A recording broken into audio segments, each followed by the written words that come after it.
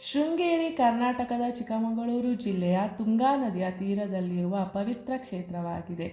ಸುಮಾರು 1200 ವರ್ಷಗಳ ಹಿಂದೆ ಜಗದ್ಗುರು ಆದಿ ಶಂಕರಾಚಾರ್ಯ ಅವರು ಇಲ್ಲಿ ಶ್ರೀ ಶಾರದಾ ಪೀಠವನ್ನು ಸ್ಥಾಪಿಸಿದರು.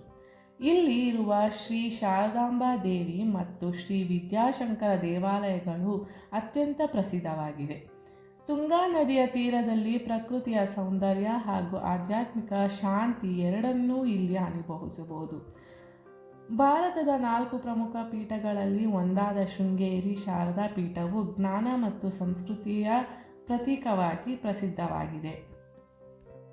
ಶೃಂಗೇರಿಯ ತುಂಗಾ ನದಿಯಲ್ಲಿ ಸಾವಿರಾರು ಮೀನುಗಳನ್ನು ನೋಡಬಹುದು. ಇಲ್ಲಿ ಭಕ್ತರು ಮೀನುಗಳಿಗೆ ಆಹಾರ ಹಾಕುವುದು ಒಂದು ವಿಶೇಷ ಅನುಭವವಾಗಿದೆ. ಈ ಮೀನುಗಳು ಮಾನವರನ್ನು ಹೆದರದೆ ನೀರಿನ ಮೇಲ್ಮೈಗೆ ಬರುತ್ತವೆ. ಭಕ್ತರು ತುಂಗಾ ನದಿಯ ತೀರದಲ್ಲಿ ನಿಂತು ಈ ದೃಶ್ಯವನ್ನು ಆನಂದಿಸುವುದು ಶೃಂಗೇರಿಯ ಒಂದು ಪ್ರಮುಖ ಆಕರ್ಷಣೆಯಾಗಿದೆ. ಶೃಂಗೇರಿ ಶ್ರೀ ಶಾರದಾಂಬಾ ದೇವಾಲಯದಲ್ಲಿ ನಡೆಯುವ ಅಕ್ಷರಾಭ್ಯಾಸವು ಅತ್ಯಂತ ಪವಿತ್ರ ಸಂಪ್ರದಾಯವಾಗಿದೆ. ಮಕ್ಕಳ ಶಿಕ್ಷಣದ ಮೊದಲ ಹೆಜ್ಜೆಯಾಗಿ ಈ ವಿಧಿಯನ್ನು ಭಕ್ತರು ಇಲ್ಲಿ ನೆರವೇರಿಸುತ್ತಾರೆ. ತಾಯಿ ಶಾರದಾಂಬಾ ಅವರ ಸನ್ನಿಧಿಯಲ್ಲಿ ಮಕ್ಕಳಿಗೆ ಮೊದಲ ಅಕ್ಷರಗಳನ್ನು ಬರೆಸಲಾಗುತ್ತದೆ.